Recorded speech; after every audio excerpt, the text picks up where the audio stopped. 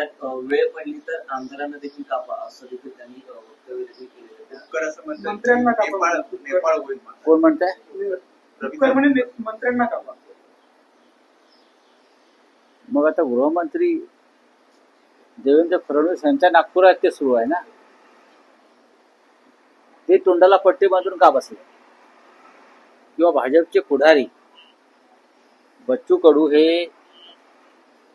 बच्चू कडू यांना अर्बन नक्षलाईट ठरवायचा प्रयत्न होता. काय शहरी नक्षलवाद? ज्या राज्यामध्ये कोणी आंदोलन केलं शेतकऱ्यांच्या प्रश्नावर, निवडणुकीच्या मुद्द्यावर, मतदार यादीच्या प्रश्नावर, बेरोजगारीच्या प्रश्नावर, शेतकऱ्यांनी त्यांच्या हक्कासाठी काही मागण्या केल्या, तर सगळ्यांना अर्बन नक्षलाईट ठरवायचं आणि ह्याच्यामध्ये माओवादी घुसले असं घोषित करून टाकायचं. आता बच्चू कडू हे एक आंदोलन करत आहेत. बच्चू कडू कालपर्यंत तुमच्या बरोबरच होते, मधला एक काही काळ वगळला तर बच्चू कडू आणि देवेंद्र फडणवीस हे गळ्यात गळे घालून फिरतच होते ना. किंवा भाजपवाले आणि बच्चू कडू हे गळ्यात गळे घालून फिरत होते. पण आता बच्चू कडू किंवा त्यांच्या बरोबरचे त्यांचे सहकारी जे आंदोलनात सहभागी झाले किंवा हजारोच्या संख्येने लोक त्यांच्याबरोबर चालतायत, हे अर्बन नक्षलाईट झाले. मागण्या काय आहेत? 7-12 कोरा करा. ही मूळ मागणी कोणाची आहे? ही मूळ मागणी उद्धव ठाकरे साहेबांची आहे. 7-12 कोरा करा, नाहीतर चालते व्हा. ही मागणी उद्धव ठाकरे यांची आहे, शिवसेना पक्षप्रमुख. आणि त्या मागणीने जर परत जोर धरला असेल तर आंदोलकांना अर्बन नक्षलवादी ठरवणं हे कितपत योग्य आहे? आंदोलन केलं की त्याला अर्बन नक्षलवादी ठरवायचं. मग भ्रष्टाचाराने अर्बन नक्षलवादी का ठरवत नाही? तुमच्या मंत्रिमंडळातल्या, तुमच्या मंत्रिमंडळात जे अनाकोंडा बसल्या सगळे, बरं का, त्या अनाकोंडांना तुम्ही अर्बन नक्षलवादी का ठरवत नाही? आत्ता माझ्यासमोर आता ह्याला पण तुम्ही अर्बन नक्षलवादी ठरवा. नाशिक त्र्यंबकला जो सिंहस्थ कुंभमेळा होतो आहे त्याच्यामध्ये प्रत्येक पावलावर भ्रष्टाचार सुरू आहे. साधारण 15 ते 20 हजार कोटीचं बजेट हे गुजरातच्या ठेकेदारांना वाटून द्यायचं आणि त्या गुजरातच्या ठेकेदारांनी महाराष्ट्रातले मग छोटे मोठे कंत्राटदारांना मेहरबानी खात्यात कामं द्यायची. हे सध्या गिरीश महाजन आणि देवेंद्र फडणवीस यांचं कार्य सुरू आहे. आणि त्यासाठी माझ्याकडे काल शेतकरी आले. नाशिक त्र्यंबकेश्वर रस्ता जो सिंहस्थाच्या नावाखाली त्याचं रोड वाइंडिंग सुरू करताय, त्याची गरज नाही आहे खरं म्हणजे.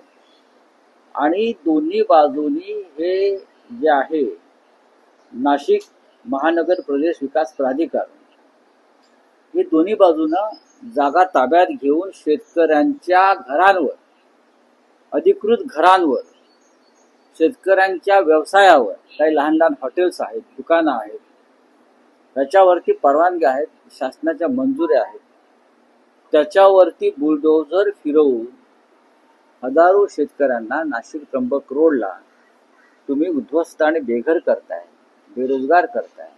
याची गरज नाही. आणि शेतकरी तिथे आता उपोषणाला बसले. गेल्या 8 दिवसापासून शेतकऱ्यांचं उपोषण सुरू आहे. राज्याचे मुख्यमंत्री म्हणतात तर राज्यात सगळं आलबेल आहे, कोणावरती अन्याय होणार नाही. सोलापुरामध्ये उपोषणाला बसले शेतकरी. नाशिकमध्ये हे जे शेतकरी आहेत हे मी तुम्हाला सांगतो की साधारण ही 12 ते 13 गावं आहेत. ही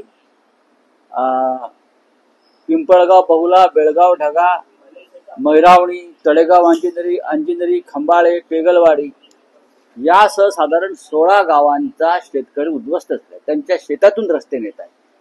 काय गरज काय? सिंहस्थ येईल आणि जाईल, पण तुम्ही आमच्या शेतकऱ्यांचे रस्ते ताब्यात घेऊन तिथे आता उपऱ्यांना तिथे देणार. शेतकरी उपोषणाला बसलाय. अजून तिथे गिरीश महाजन गेलेले नाहीयेत, पालकमंत्री. मुख्यमंत्र्यांकडे जाऊन शेतकरी थकलेले आहे. भाजपचे आमदार सुद्धा जाऊन थकले. काय शेतकऱ्यांना उद्ध्वस्त करायचं? बच्चू कडू रस्त्यावरती आहेत त्यांच्या कार्यकर्त्यांचं. मुंबईत मनोज जरांगे पाटलाने आंदोलन केलं. इतर समाजाचे लोक आंदोलन करतात. या राज्यामध्ये कमालीची अस्थिरता आणि अशांतता. मग आणि आवाज उठवला की अनाकोंडा येणार महाराष्ट्रात, मुंबई, आणि सांगणार विरोधकांना दुर्बिणीतून बघायलाही शिल्लक ठेवू नका, ही तुमची भाषा. अशा प्रकारची भाषा इदी अमीनने केली. इदी अमीन. त्यानंतर हे भाजपचे लोक करतात. विरोधकांना संपवायचं, आंदोलन करणाऱ्यांना संपवायचं, त्यासाठी कठोर कायदे आणायचे. बच्चू कडू यांचं आंदोलन जे आहे शेतकऱ्यांचं आंदोलन आहे. माझ्या माहितीप्रमाणे ते राजकीय आंदोलन आहे. त्याच्यामध्ये राजकीय लोक आलेले आहेत. आता पंजाबचा शेतकरी किंवा हरियाणाचा शेतकरी जेव्हा दिल्लीच्या सीमेवर बसला होता तेव्हा नरेंद्र मोदी आणि त्यांच्या लोकांनी सांगितलं त्यात अतिरेकी घुसले, यांना अतिरेक्यांचा पैसा इकडे येतो आहे. आता बच्चू कडूंच्या आंदोलनात सुद्धा तुम्ही असं म्हणा की यांच्याकडे माओवाद्यांचा पैसा येतोय, अतिरेक्यांचा पैसा येतोय, आणि हे आंदोलन तुम्ही दडपण्याचा प्रयत्न करा. शेतकऱ्यांनी आपला आवाज उठवायचाच नाही का? शेतकऱ्यांची साधी मागणी, मराठवाड्यातल्या शेतकऱ्याला अद्याप मदत मिळालेली नाही. काल मुख्यमंत्री खोटं बोलले. कोणाच्या खात्यात पैसे जमा झाले शेतकऱ्यांना घेऊन या, आमच्या समोर घेऊन या. मराठवाड्यातला शेतकरी हवाल दिलाय, सोलापूरचा शेतकरी हवाल दिला आहे, विदर्भातला शेतकरी हवाल दिला आहे, आणि तुम्ही काय मजा मारताय? भाजपचे टॉवर्स चौपाटीवरती उभे करताय? हे काय सरकार आहे? तुम्ही पाठिंबा देताय बच्चू कडू तुमची कधी काळी सहकारी? नाही, आमच्या आधीच सहकारी आहेत. बघा, इथे सहकारी असण्याचा आणि नसण्याचा प्रश्नच नाहीये. बच्चू कडूंचं आंदोलन हे शेतकऱ्यांचं आंदोलन. हे सगळे कधी काळी शरद जोशी यांचे समर्थक आणि त्यांचे कार्यकर्ते होते. शेतकरी संघटनेचे कार्यकर्ते. आणि शेतकरी संघटना ही बिगर राजकीय संघटना होती. शरद जोशींबरोबर मी सुद्धा काम केलंय. मला शरद जोशींची कल्पना माहिती आहे का शेतकऱ्यांसंदर्भातली. प्रत्येक शेतकऱ्याचा आणि प्रत्येक पक्षाचा पाठिंबा शेतकऱ्यांच्या प्रश्नावरती एकत्र असायला पाहिजे. रावसाहेब, या आंदोलन प्रकरणी आता मंत्री बावनकुळे मध्यस्थी करणार, म्हणजे काय करणार? अपेक्षित आहे कृषी मंत्र्यांनी तिकडे जाणार. बघा, मनोज जरांगे जेव्हा बसले तेव्हा राधाकृष्ण विखे पाटलांना पाठवलं. त्यानंतर आता बच्चू कडूंच्या संदर्भात बावनकुळे जाणार. मग मुख्यमंत्री काय करतात? शेतकऱ्यांना तरी सामोरे जा. या राज्याचा शेतकरी जी तुमची प्रजा आहे, तुम्ही त्यांना तरी सामोरे जा. तुम्ही त्यांनाही सामोरे जायला घाबरताय. तुम्ही कसले? मग तुम्ही सामोरे कोणाला जाताय? तर आमच्यासारख्या राजकीय विरोधकांवर तुम्ही हल्ले करताय, खोटे गुन्हे दाखल करताय, कार्यकर्त्यांना दडपशाहीने तुरुंगात टाकताय. शेतकऱ्यांसमोर जाण्याची हिंमत दाखवा स्वतः. बावनकुळ्यांना कशाला पाठवतो? बावनकुळ्यांच्या भ्रष्टाचाराची प्रकरणं 2 दिवसांनी काढतो. बावनकुळ्यांच्या, मी परत रिपीट करतोय, बावनकुळ्यांचे घोटाळ्याने भ्रष्टाचाराची प्रकरणं मी 2 दिवसात बाहेर काढतो. जाऊ द्या आठवडा, होते फाईल तयार. तुम्ही त्यांना पाठवता. त्यांची प्रॉपर्टी विकली तरी शेतकऱ्यांचा 7-12 कोरा.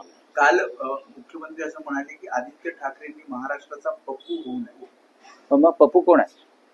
त्यांचं असं म्हणणं आहे की ज्या प्रकारे प्रेझेंटेशन राहुल गांधींचा उल्लेख त्यांचे राजकीय विरोधक पप्पू असा करतात. कोणी करत नाही. राजकीय विरोधक गांधींचे. बघा, 30,000 कोटी रुपये राहुल गांधींना पप्पू ठरवण्यात त्यांनी खर्च केले. 30,000 कोटी रुपये IT सेलच्या माध्यमातून, सगळ्या माध्यमातून. पण राहुल गांधी ठामपणे उभा आहे. राहुल गांधी लोकसभेतला विरोधी पक्ष नेता आहे. राहुल गांधीने स्वबळावर 100 जागा निवडून आणलेल्या आहेत. आणि राहुल गांधी तुमच्या ढोंगणाखाली बुडबुडे आणतो आहे. हे पप्पूचं काम नाहीये. राहुल गांधी या देशाचा लोकनायक आहे, लोकनेता आहे. ही तुमची पोटदुखी आहे. नरेंद्र मोदी लोकनेते नाहीये. नरेंद्र मोदी आणि अमित शहा हे बुडबुडे आहेत, भ्रष्टाचाराच्या पैशातून निर्माण झालेले. तुम्ही राहुल गांधीला घाबरताय आणि तुम्ही आदित्य ठाकरेंनाही घाबरताय. ज्या पद्धतीनं आदित्य ठाकरे यांनी एक प्रेझेंटेशन केलं निवडणूक आयोगाच्या भ्रष्ट कारभाराचं, त्याला तुम्ही घाबरताय. याचा अर्थ आदित्य ठाकरे यांनी जे मुद्दे मांडले, जी कट्यार काढली, ती कट्यार तुमच्या काळजात घुसलेली आहे. राहुल गांधीला पप्पू म्हणणं, देशाच्या लोकसभेतील विरोधी पक्ष नेत्याला पप्पू म्हणणं, हा या लोकशाहीचा आणि संसदेचा अपमान आहे. मिस्टर फडणवीस हे लक्षात घ्या. एक विषय आहे की महाराष्ट्राच्या राजकारणात सध्या अॅनाकोंडाला अनन्यसाधारण महत्व आलं आहे. आज सामना संपादकीय आहे की अॅनाकोंडा आला रे, अॅनाकोंडा आला रे, पळा पळा पळा पळा. अॅनाकोंडा आला रे, पळा पळा पळा. अॅनाकोंडा आलाय ना, येतोय. भारतीय जनता पक्ष सगळ्यात मोठा अॅनाकोंडा, काही गिळतो. अॅनाकोंडा काहीही गिळतो. अॅनाकोंडा भूखंड गिळतो, अॅनाकोंडा विधानसभा गिळतो, अॅनाकोंडा एकाच वेळेला 40 आमदार आणि खासदार गिळतो, अॅनाकोंडा देशाचं सुप्रीम कोर्ट गिळतो, अॅनाकोंडा निवडणूक आयोग गिळतो, अॅनाकोंडा मरीन लाईन्सवरचे भूखंड गिळतो.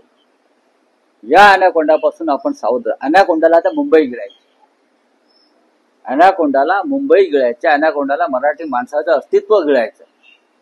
त्याच्यामुळे अॅनाकोंडा आधारे आला, अॅनाकोंडापासून सावध राहा, ही आमची घोषणा आहे. नाही पण एकनाथ शिंदे असं म्हणतात, अरे एकनाथ शिंदे उद्धव ठाकरे हे सुद्धा अॅनाकोंडा आहेत. त्यांनी मुंबई महापालिका गिळली, मिठीतला गाळ गिळला, महापालिकेतला भ्रष्टाचार केला, असे अनेक उदाहरण शिंदेंनीही दिले. कोण आहेत एकनाथ शिंदे, मला जरा समजून सांगा. एकनाथ शिंदे हे अॅनाकोंडाचं पिल्लू आहे. एकनाथ शिंदे अॅनाकोंडाचा पिल्लू आहे. त्याचा बाप अॅनाकोंडा दिल्लीत आहे. तेव्हा अॅनाकोंडा आपल्या बापाचा सूर मिसळणार ना. या अॅनाकोंडाने काय काय गिळलंय आता सामना वाचला तर कळेल. हा अॅनाकोंडा फक्त पैशाने भरले कंटेनर गिळतो. बरं, हा जो अॅनाकोंडा आहे, तुम्ही तुझं नाव घेताय, तो पैशाने भरलेले ट्रक टेम्पो एवढंच गिळतो. त्याचं डाएट असतो. हा डाएटवाला अॅनाकोंडा, या दुसरं काय चालत नाही. तो फक्त पैशाने भरलेले कंटेनरच उपवासाचे पदार्थ म्हणून खातो. रावसाहेब, मतदार याद्यांच्या घोटाळ्यासंदर्भात न्यूज 18 लोकमतने एक स्पेशल स्टोरी केलेली आहे. त्यामध्ये बेलापूर मतदारसंघामध्ये चक्क सार्वजनिक शौचालय, सुलभ शौचालयाचा पत्ता समोर आलेला आहे ना. मंदा म्हात्रे ज्या भाजपच्या आमदार आहेत, त्यांनी मतदार यादीतला घोटाळा ऐरोली आणि बेलापूर मधला बाहेर काढला. स्वतः आमच्या सोडून द्यावं, आम्ही तर करतोच आहोत. म्हणजे बेलापूर मतदारसंघामध्ये साधारण 40,000 मतं बोगस डुप्लिकेट आणि ऐरोली मतदारसंघात साधारण तेवढीच मतदार डुप्लिकेट, खोटे पत्ते, शौचालयाचे पत्ते, रेल्वे ट्रॅकचे पत्ते, घरांचा पत्ता नाही, माणसांचा पत्ता नाही, लोक येऊन मतदान करून घेतले. जिथे नितीन गडकरी यांना हरवण्यासाठी 3.5 लाख मतं त्यांच्याकडून डिलीट केली, हे काय घेऊन बसणार? आता कोण नागपुरात ही मतं कोण डिलीट करणार? मला आश्चर्य वाटतं की महाराष्ट्रातल्या भाजपा मुख्यालयाच्या कार्यालयाच्या उद्घाटनाला काल समस्त भाजपा परिवार हजर होता, पण मला नितीन गडकरी दिसले. तुम्हाला दिसले का? आपण पत्रकार, म्हणजे अगदी मुरलीधर मोहोळ पासून बरं का ते नारायण राणेपर्यंत सगळे सावजी चिकन उपस्थित होते. पण ओरिजिनल भाजपा ज्याने या महाराष्ट्रामध्ये उभी केली, घडवली, सत्ता आणण्यात संघर्ष आणि सहभाग होता त्यांचा, ते नितीन गडकरी. महाराष्ट्राच्या भाजपाचं मुख्यालय होत असताना नितीन गडकरींना आमंत्रण होतं का? पण नितीन गडकरी व्यासपीठावर दिसले का? हा प्रश्न तुम्हाला का पडू नये? हा संशोधनाचा विषय. सगळं स्टेजवर सावजी चिकन होतं गडकरींच्या भाषेत. बाहेरून आले, हा बाहेरून आलेल्यांचा पक्ष आहे. जसे या महाराष्ट्रामध्ये देशामध्ये बांगलादेशी घुसखोरांचा प्रश्न आहे, तसा भाजपमध्ये सुद्धा घुसखोरांचा प्रश्न भविष्यात येणारच आहे. पहा तुम्ही. चला, धन्यवाद. महापालिकेमध्ये आपल्या पक्षाकडनं नव्या चेहऱ्यांना संधी देणार तरुण. लक्षात घ्या, आता काम सुरू आहे या विषयावरती. पक्षामध्ये मंथन सुरू असतं. शिवसेनेचे पक्षप्रमुख यांनी काही निर्णय घेतलेले असतात, ते योग्य वेळी समोर येतील. मुंबईमध्ये सोहळ्यावरची तयारी करताना पाहायला मिळते, त्याची चाचपणी सुरू आहे. 1 तारखेच्या मोर्चाची काय तयारी आहे? पूर्ण तयारी आहे. उद्या सर्वपक्षीय बैठक आहे यशवंतराव चव्हाण प्रतिष्ठानमध्ये. त्यात माननीय शरद पवार, श्री उद्धव ठाकरे, श्री राज ठाकरे, काँग्रेसकडून ज्येष्ठ नेते येतील, डाव्या पक्षांचे लोक येतील, सगळे प्रमुख लोक तिथे उपस्थित राहतील आणि आम्ही पुढली रणनीती ठरवू. पण रावसाहेब, मोर्चाचा मार्ग निश्चित आहे का? कारण काही ठिकाणी असं सांगितलं फॅशन स्ट्रीट मोर्चा फॅशन स्ट्रीटवरूनच निघेल, तो योग्य आहे. मी वारंवार सांगतोय, काही ठिकाणी गफलत झालेली आहे, पण मोर्चा फॅशन स्ट्रीटवरून निघेल, मेट्रोच्या मार्गे महापालिकेजवळ येईल. किसान आंदोलन चालू है, रास्ता ब्लॉक किया जा रहा है, उससे कहा कि मंत्री और इसको मारने की भाषा की जा रही है. मंत्री तो जूते मारने के लायक है महाराष्ट्र की, लेकिन जिस तरह से उनकी भाषा है वो ठीक नहीं. बात ऐसी है कि किसान अपनी मांग लेकर महाराष्ट्र के सड़क पर उतरा है. उनका क्या कहना है कि कर्ज माफी करो, उनका 7/12 जो है वो पूरा करो. और दूसरी बात है यहाँ कि मराठवाड़ा के किसानों को अब तक, जो बाढ़ग्रस्त है, उनको अब तक मदद नहीं मिली. किसान अगर ये बोल रहे हैं कि हमें पूरी कर्ज माफी करो, ये उद्धव ठाकरे जी की मांग है, 7/12 पूरा करो, तो उनको आप अर्बन नक्सलाइट बोल रहे हैं. ये सरकार, जो सरकार के खिलाफ आवाज उठाएगा वो अर्बन नक्सलाइट. बाकी उनके सरकार में जो भ्रष्टाचार्य बैठे हैं, हाँ, वो सब शंकराचार्य बैठे.